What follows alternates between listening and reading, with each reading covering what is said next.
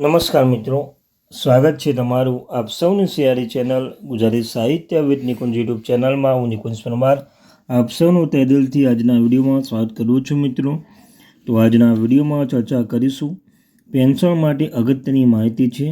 પેન્શનો માટે જાણવા જોગ સમાચાર. મેડિકલ એલાઉન્સ એક અગત્યનો મુદ્દો હોય છે પેન્શન માટે.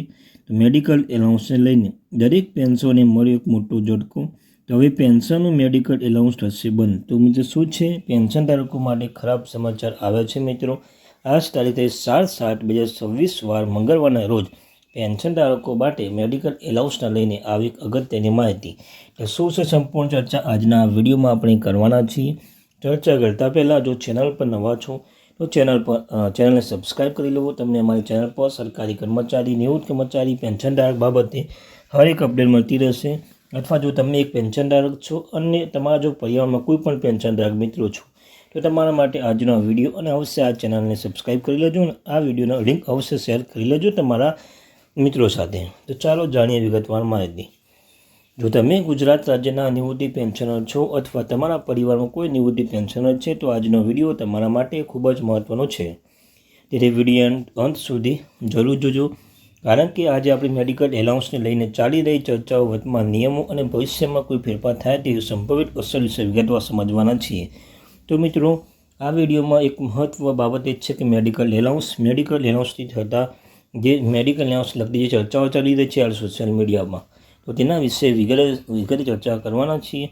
તો સૌપ્રથમ એક મહત્વની વાત સ્પષ્ટ કરી દઈએ કે સોશિયલ મીડિયા પર ઘણી વખત એવા મેસેજ વાયરલ થયા છે કે તમામ પેન્શન મેડિકલ એલાઉન્સ બંધ થઈ ગયું છે. પરંતુ કોઈ પણ આવી માહિતી પર વિશ્વાસ કરતાં પહેલાં સરકારનો સત્તાવાર પરિપત્ર અથવા જાહેરનામું જોવું ખૂબ જ જરૂરી છે.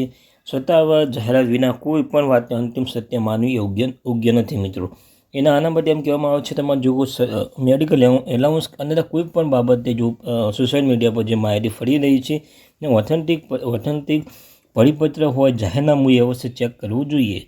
ત્યારબાદ હવે વાત કરીએ કે મેડિકલ એલાઉન્સ શું છે. મેડિકલ એલાઉન્સ એ સરકાર દ્વારા કેટલાક પાત્ર નિવૃત્તિ પેન્શનોને આપવામાં આવતી નાણાકીય સહાય છે, જેથી તેઓ રોજિંદા દવાઓ, સામાન્ય સારવાર અને આરોગ્ય સંભવિત નાના ખર્ચમાં સહાય મેળવી શકે છે. આ બધું દરેક પેન્શનને સમાન રીતે લાગુ પડે છે. એવી જરૂર નથી કે તેની આધારિત હોય છે. કેટલાક સમયથી એવી ચર્ચાઓ થઈ રહી છે કે સરકાર મેડિકલ એલાઉન્સ સંભવિત નિયમોનો સમીક્ષા કરી શકે છે.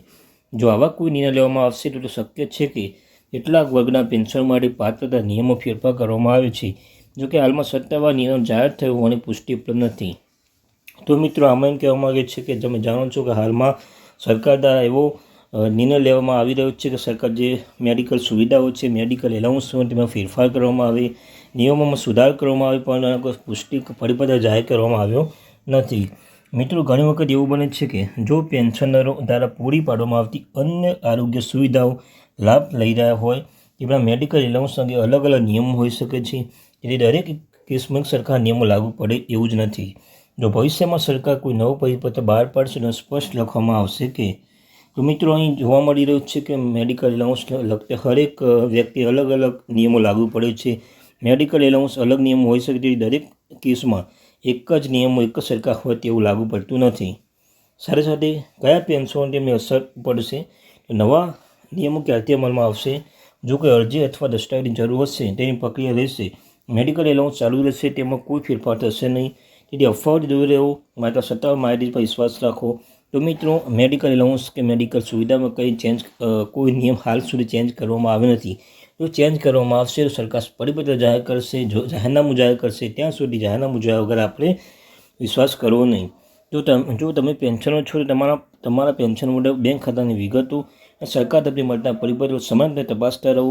કોઈ ગેરસમજ થાય તો સંબંધિત કચેરીએ તો પેન્શન વિભાગનો સંપર્ક કરો. અમારી ટીમ સરકાર દ્વારા બહાર પાડવામાં આવેલા દરેક મહત્વ પરિપત્ર જાહેર નિયમો સતત નજર રાખી રહી છે. આ વિષયમાં કોઈ નવી સત્તાવાર માહિતી આવશે તો તમે સૌથી પહેલાં સરળ ભાષામાં સંપૂર્ણ સમાચાર તમારા સુધી પહોંચાડીશું. તો મિત્રો, તમારા જે પેન્શનર છે તો પેન્શન ઓર્ડર, બેંક ખાતાની વિગતો બધી એક વાર તપાસથી ચેક કરવું જોઈએ અને સરકારના પરિપત્રને અવશ્ય ધ્યાનપૂર્વક રાખવું જોઈએ. અંતમાં, જો તમારા પરિવારમાં કોઈ નિવૃત્ત પેન્શનર હોય તમારા વિડીયો તેમની સાથે જરૂર ચેક કરજો. આવી માહિતી પહોંચવા માટે એક જવાબદારી છે. વિડીયો પૈકી લાગ્યો તો લાઇક કરો, ચેનલને સબસ્ક્રાઈબ કરો. ચેનલને સબસ્ક્રાઈબ કરો. આ હતી માહિતી આજની. Thank you very much.